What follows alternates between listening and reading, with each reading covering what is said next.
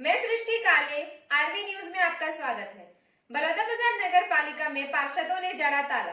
नगर पालिका परिसर में नगर पालिका अध्यक्ष चित्तावर जायसवाल एवं उपाध्यक्ष प्रकाश शर्मा व पार्षदों ने मुख्य नगर पालिका अधिकारी व इंजीनियर पर मनमानी का आरोप लगाते हुए नगर पालिका कार्यालय को बाहर से बंद कर धरने पर बैठ गए।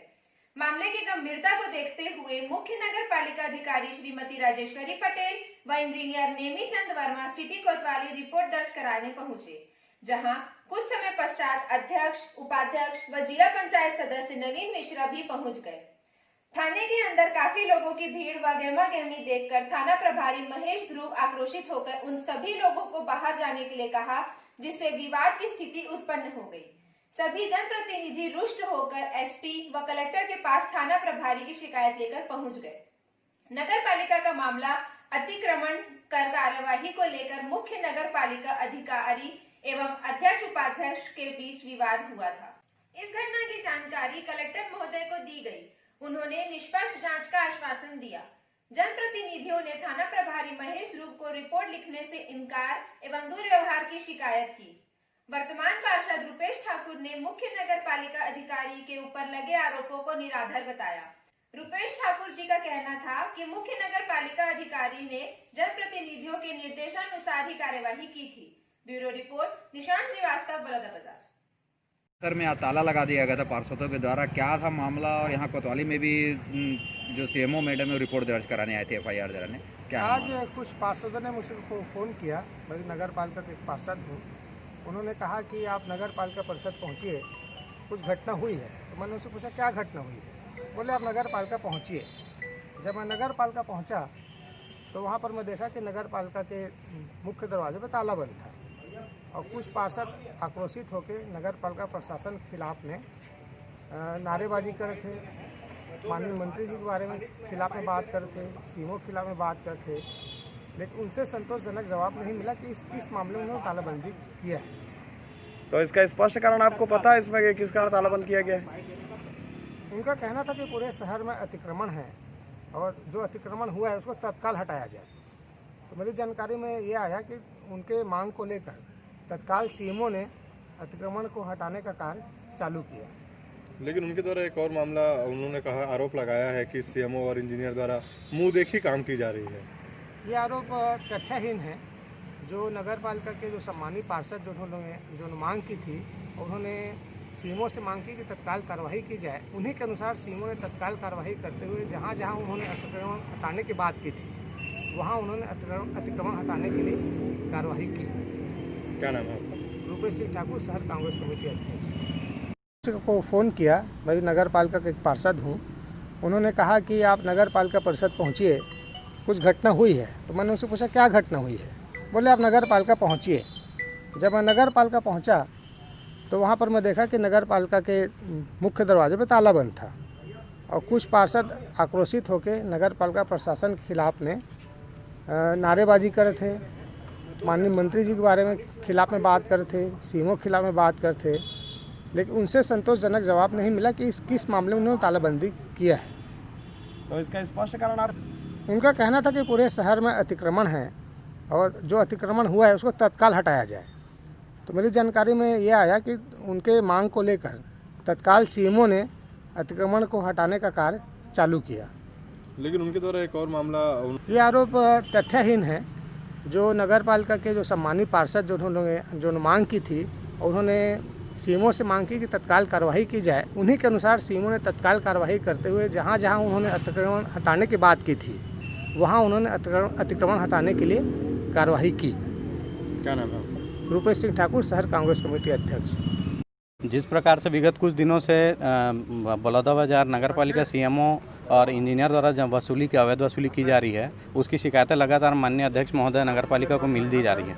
माननीय अध्यक्ष महोदय द्वारा मुझे अवगत कराया गया कि थाने में सब लोग इकट्ठा हुए हैं। इसके पहले इन्होंने मेरी बिल्डिंग में भी जाकर इनके द्वारा भी अवैध वसूली का मेरे लिए भी इन्होंने मांग की गई थी अवैध वसूली की। नहीं करने पर आज मेरे यहाँ भी पुलिस बल और जेसीबी लेके तोड़ने के लिए आ गए थे। उसके बाद जब यहाँ थाने पे आए तो थाने पे मैडम टीआई साहब के केबिन में मैडम बैठी हुई हैं अंदर और इंजीनियर बैठा हुआ है और बाकी जनप्रतिनिधि हमारे आदरणीय अध्यक्ष महोदय और बाकी सब जनप्रतिनिधि बाहर बैठकर एफआईआर दर्ज करा थे, जिस पर एफआईआर दर्ज कराने पर बहुत ही ज़्यादा आक्रोशित होकर टीआई साहब बाहर आकर, जिसका मेरे हिसाब से एक वीडियो एविडेंस आप लोगों के पास होगा, तो टीआई महोदय द्वारा बहुत ही ज़्यादा आक्रोशित होकर सभी जनप्रतिनिधियों को बाहर भगा दिया गया और बात करने के बावजूद उनका तैश और रोष कम नहीं हो रहा था।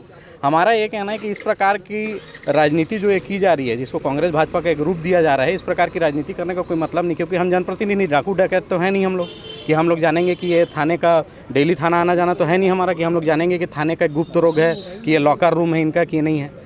टीआई द्वारा इस प्रकार से सभी जनप्रतिनिधियों का जो अपमान किया गया, जिस प्रकार से तैश में निकाला गया, उसका मैं सख्त विरोधी हूँ। और इस प्रकार की जो घटनाएं हो रही हैं बलौदाबाजार जिले में, ये सब भ्रष्टाचार को उजागर करने का और भ्रष्टाचार को बढ़ावा देने की घटनाएं होती जा रही। लगातार भ्रष्टाचार चरम पर पहुंचता जा रहा है और सभी जनप्रतिनिधियों में लगातार रोष बढ़ता जा रहा है। तो इस प्रकार से अधिकारियों के बीच और जनप्रतिनिधियों के बीच लड़ाई झगड़ा बढ़ता जाएगा, जिसका कोई हल नहीं निकलना है। इसलिए इस बातों को यहीं पर खत्म कर मेरे हिसाब से कोई ना कोई कड़ा रुख और कड़ी कार्रवाई की जानी चाहिए। नगर पालिका में जो अवैध वसूली चल रही है, ज़बरदस्ती लोगों को नोटिस दिया जाता है और तोड़ा जाता है, मतलब जो पैसा नहीं देता उनका तोड़ा जाता है, उसके खिलाफ हम लोगों ने धरना प्रदर्शन किया था, जिसके हमारे मतलब विरोध में यहाँ के सीएमओ इंजीनियर रिपोर्ट लिखाने आए। हम लोग भी मतलब ना ही जनहित में कोई कार्य हो रहा है, ना कुछ मतलब नल सफाई सब व्यवस्था ठप पड़ी। इनका केवल एक ही उद्देश्य है, नगर पैसा वसूली करना, नोटिस दे के, और नोटिस इस दिया जाता है और उसकी कॉपी लिखी जाती है, प्रतिलिपि अध्यक्ष, और कॉपी भी नहीं दी जाती। और यहाँ थाने में जब हमने रिपोर्ट लिखाने आए, टीआई द्वारा बदतमीजी से हमको बाहर निकाल के भगाया गया है। तो अभी आप लोग इसके आगे क्या करेंगे? कलेक्टर साहब से जा रहे हैं हम लोग।